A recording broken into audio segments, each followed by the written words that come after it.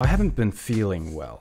You haven't been feeling well at some point. You might be right now, sorry if you're not, but if you are, you probably aren't, sorry, for long at least, since your brain won't let you chill without worrying about the future or angsting about the past for one fucking second, because you're fucking human and humans get fucking depressed. And drawings depicting humans made by depressed humans also get depressed, and depressed humans who stumble across or actively seek out these depressed drawings get more depressed. Or less, you know?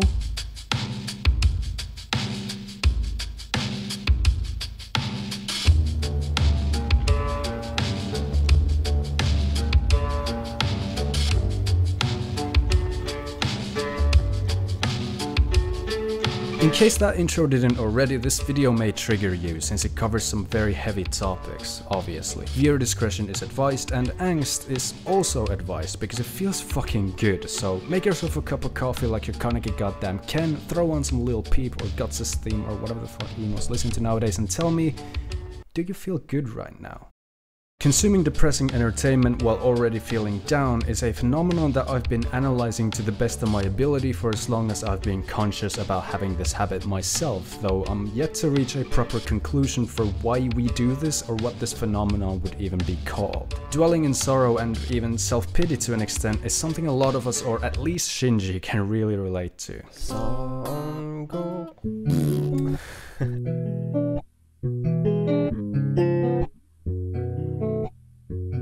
This kid has been through a lot, and as a result has become extremely introverted and a textbook example of escapism. Pardon me for the upcoming conjecture, but I see Shinji's escapism as an example of the aforementioned tendency to drown yourself in sorrow while already feeling extremely down, instead of, I don't know, trying to actually pick yourself up by doing something fun. When met with a difficult situation, Shinji tends to put on his headphones and he usually listens to two songs, You're the Only One and Blue Legend. He then jumps on a train and sits there with no destination, just a desire to get away, or alternatively lays on the bed in a dark room with his clothes on while listening to these songs. Yeah, we've all been there, right? Contrary to what you might expect, these songs aren't actually particularly depressing at first glance at least, but when you take a look at the lyrics, it's apparent that these love songs are merely disguised with somewhat uplifting instrumentals and are at their core pretty fucking dark. This entire habit as a whole, even if the songs sound nice, can't really be seen as an uplifting one. Maybe Shinji is one of those people who needs to let their feelings overflow to get back on track again, which is why he keeps doing this until he eventually pulls through inside the Eva. Throughout my first watch of Evangelion, I found the side characters' attitudes towards Shinji very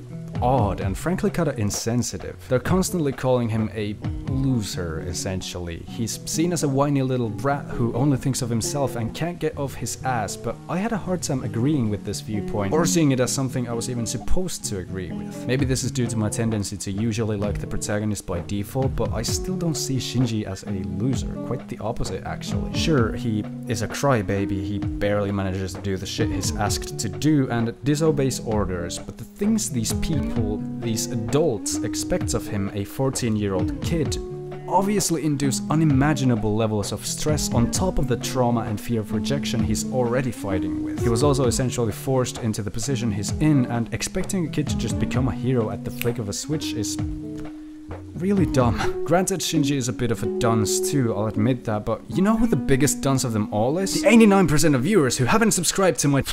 I tried to figure out a cool transition to the next character, but just couldn't come up with this, so Kaneki's kind of a sad boy, right?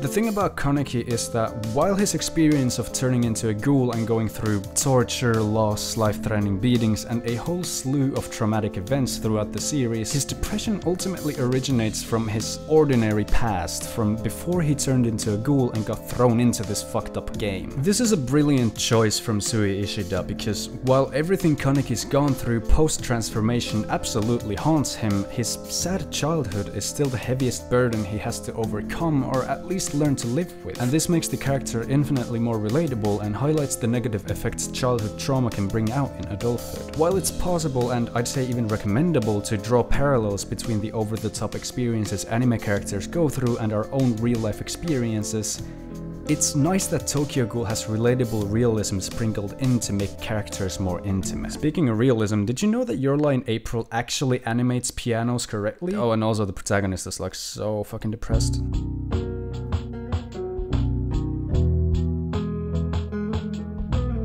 Kousei is a pianist who suffers from severe trauma that prevents him from hearing his own playing or seeing the notes on his sheet music. It's the classic strict parent forcing their kid to excel in something to the point where the kid can't fucking take it anymore scenario. There's more to it than that, but I don't want to spoil the series for those who haven't seen it. I will say that some of the scenes in this one struck a little bit too close to home. Classical music can be a rough world that I actually have a fair bit of childhood experiences of. I went to piano practice after school, and if I wanted to hang out with a friend afterwards, they'd pretty much have to come sit on a chair behind me while I was in practice and wait until I was done. One of these people, a guy who I'm still friends with, told me some time ago that on one of these occasions I wasn't playing a sad song sad enough, and my instructor told me to think of dead kittens so I'd play more emotionally. Mind you, I was younger than 10 and don't remember this myself, but I trust my homie, and the general atmosphere in that room and the pretentiousness of performances too was something that I remember absolutely despising back then. So I guess needless to say, some of the scenes in Your Lie in April made me sweat like crazy, and I apologize for making this segment about myself, but I think whether you have experience in classical music or not, this show will immerse you into those situations masterfully and either bring out some unresolved trauma, yay, or give you a glimpse into a world you might have known very little about. But in case you're not into realism, here's Serial Experiments Lain.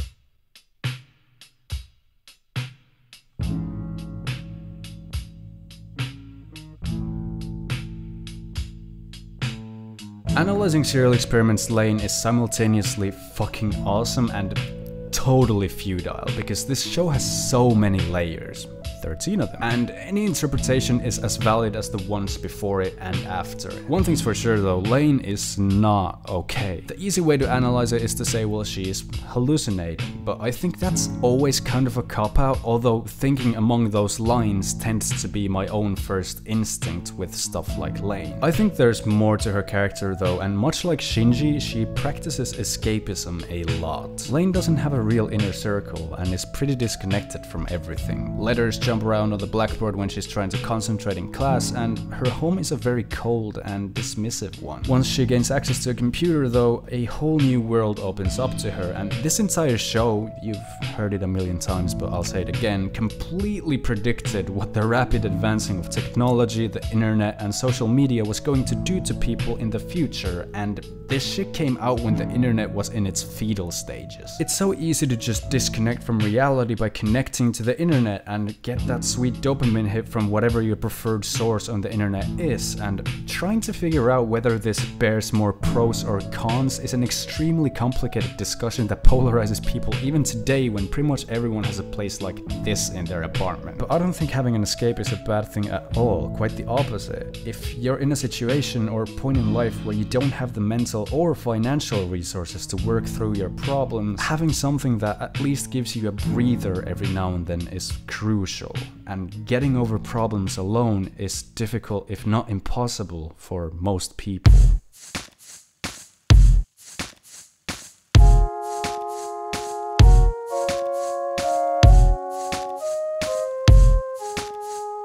Orange must have been one of the first shows that really broke me. You can have any opinion you want on the series, but for me it was an essential one in realizing that depression doesn't always look like this, and oftentimes looks like this. Kakeru does what I'd say people actually tend to do when they're depressed. He hides it. He pretends everything is fine while feeling immense pain. He smiles while breaking inside, and he's kind to other people when nothing would make him happier than if he just ceased to exist. You can never know how someone's feeling inside based on their appearance. We wear masks every day because just the idea of opening up to someone or seeking help can feel like walking up to a stage with thousands of live audience members, because what if no one cares? What if they laugh? What if they don't want to see me anymore? What if they hate me? In my experience, and I apologize for bringing myself into this again, but I think someone might really need to hear this, No one's ever laughed in my face. None of the people I've opened up to have ever begun to resent me. Sometimes people have even come up to me asking how I'm doing, and that feeling is very hard to beat. Ask the people around you simple questions like, how was your day? How's life? How are you feeling? And don't be afraid to reach out to people. Sure, your friends probably aren't psychologists and might not always have the right answers, but simply telling someone how you feel will likely ease your pain even a little bit. I've also included the National Suicide Prevention Lifeline in case you're feeling really down, and I urge you to use the resources available to you if you're in a bad place.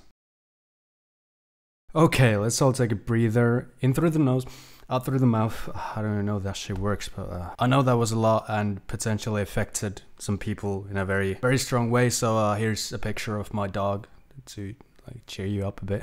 I don't really know what to say after all that. This video was in the works for months, at least the scripts. And I'm very relieved to finally have it done. And with the subject being what it is, I wanted to be very careful with how I worded things and how I approached it. And I want to say that I think this is pretty clear just from the video, but when I'm talking about depression in this video, I'm obviously not talking about clinical depression because I'm not a clinical expert or anything. And I don't want it to come across that way. I'm simply talking about the idea of feeling depressed, because clinical depression and feeling depressed are two completely different things, and I acknowledge that. Also, with the subject matter and the way I approached it, I imagine there's going to be at least a few people who might be a bit concerned for me, and I assure you that I am fine. I have a great inner circle and I'm doing just fine. It's all good. But with that, I guess stay safe, lots of love, and have a good one. Peace.